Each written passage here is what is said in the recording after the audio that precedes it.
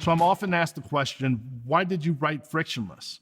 Well, I wrote Frictionless really for a lot of reasons. I guess, number one, I've always wanted to write a book, and closing and negotiating is something I'm passionate about. I love closing. I love negotiating. I believe closing and negotiating is a lost art. And really, the other reason is I think there's very little training out there. I think as a salesperson, if you want to get good at closing, good at negotiating, there's not a lot of resources. I've seen over the years us dumb down the value and the importance of negotiating. We've believed that a worksheet is what's going to make you a great negotiator. That's not what it's about, man. Negotiating's is about your beliefs. It's about your attitudes. And I wanted to get a resource for all the hardworking salespeople, all the hardworking managers out there that are putting in long hours and long days that need that resource to be able to sit down with that customer and have a win-win negotiation. Look, selling cars can be the easiest high-paying job you'll ever have, or it can be the hardest low-paying job you'll ever have. It comes down to your skills. Comes down to how good you are at closing, how good you are at negotiating. And look, I believe in today's world, there's no such thing as job security.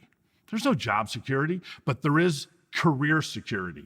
Look, if you get good at selling, closing, and negotiating, you're always going to have a job and you're always going to be able to make six figures. But it comes down to you challenging yourself to get better. And right now in our market today, now is the time that you're going to have to start developing your skills. Look, we're coming off the past few years where you didn't have to negotiate. We were order takers. People were buying cars from us. We weren't selling cars and we didn't need to negotiate. And there was a whole lot of salespeople out there with fake superhero capes on thinking that they were great because they were making $1,100 in commission on that Accord. Well, yeah, but a kiosk could have sold a lot of those cars that we were selling. People were buying them from us because we had those vehicles. Now, the tide is turning, things are changing, and we're going to have to develop our skills. And if you don't, you're just going to be a sales prevention person, not a salesperson. And in Frictionless and this entire course, it's all about how to develop your skills from A to Z, from the point that customer walks on the lot to the closing, the overcoming objections, sitting down, working on a win-win negotiation.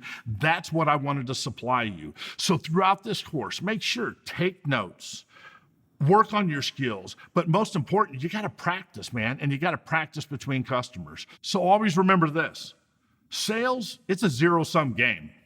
Either you sell them or somebody else will.